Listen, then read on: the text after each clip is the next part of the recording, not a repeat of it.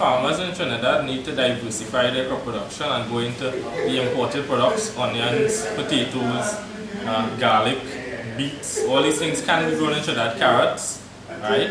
So that you will reduce the amount of imports, and the only problem with that is that the importers will have a problem with that because they will lose their source of income. But farmers could grow those crops locally.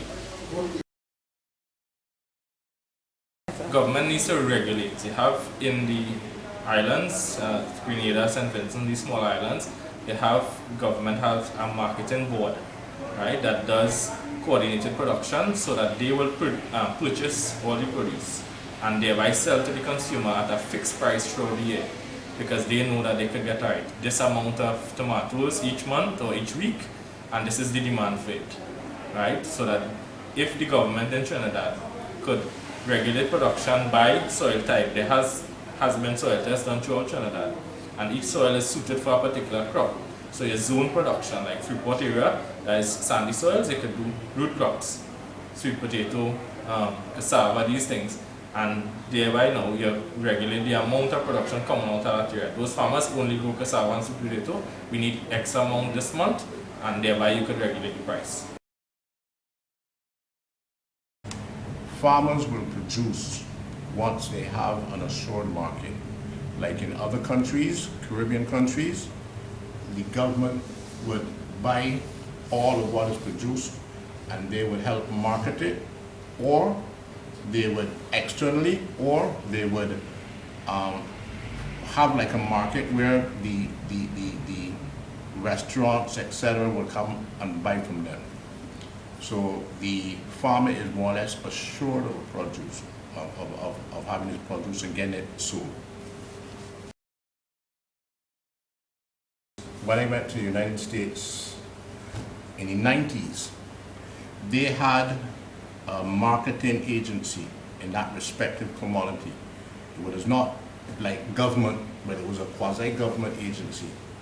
And they would have cold storage facilities all around the country where the farmers would sell it there, carry it there, and then they would get paid, right?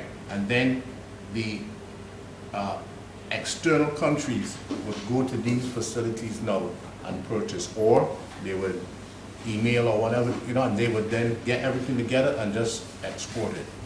So if the government has a type of situation like that, where people can get their produce off, it can be stored until they find a market for it, then that would be an excellent way, because people will produce. Guyana, just down the road, with sugar, all the sugar the farmer supplies goes to the government agency, Gaisuco, right? All the beef that they supply, they have thousands and thousands of cattle, and it all goes there. I think the same thing is going to happen with tilapia in Guyana. It can happen. It can happen. It just means that the people who are there, like for example NAMDEFCO, let them be active and let them get rid of the produce, whether they turn it into added value products or whether they're exporting it.